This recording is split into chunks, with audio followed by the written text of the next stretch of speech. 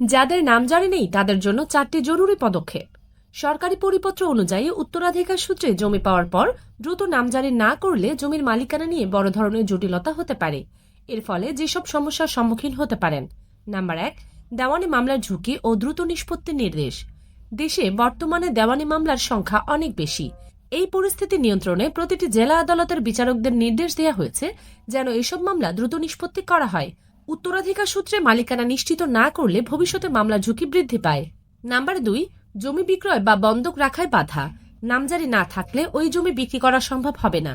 শুধু ওয়ারিশ সনদ থাকা যথেষ্ট নয়, বাধ্যতামূলকভাবে বন্টনামা বা বাটোয়ারা দলিল থাকতে হবে। আর্থিক প্রয়োজনে জমি বিক্রি বা ব্যাংক ঋণের জন্য বন্ধক রাখতে গেলে নামজারি না থাকায় বড় ধরনের আইনি বাধা তৈরি হতে পারে। নাম্বার 3, জমি হস্তান্তর ও এওয়াজ সংক্রান্ত সীমাবদ্ধতা। নামজারি ছাড়া ওয়ারিশরা নিজেদের অংশ অন্য কাউকে হস্তান্তর বা এওয়াজ করতে পারবেন না। এমনকি নিকটাত্মীয়দের মধ্যে শেয়ার আদান প্রদানও আইনগত বন্ধ থাকবে, যা জমির ব্যবহারিক ক্ষেত্রে স্থবিরতা তৈরি করবে। নাম্বার 4, স্থায়ী অধিকারহীনতা ও ভবিষ্যতে প্রমাণের জটিলতা। দীর্ঘদিন জমি ভোগ দখল করলেও সরকারের রেকর্ডে নাম না থাকলে ভবিষ্যতে অন্যান্য সহ ওয়ারিশদের দাবির মুখে পড়া সহজ হয়ে যায়। জমির মূল্য বৃদ্ধি পেলে মালিকানা নিয়ে বিরোধ দেখা দিতে পারে এবং তখন আইনি লড়াইয়ে জেতা কঠিন হতে পারে। সতর্কতা: জমির মালিকানা সুসংহত করতে এবং সরকারি স্বীকৃতি পেতে অতি দ্রুত নামজারি প্রক্রিয়া সম্পন্ন করার পরামর্শ দেওয়া হয়েছে।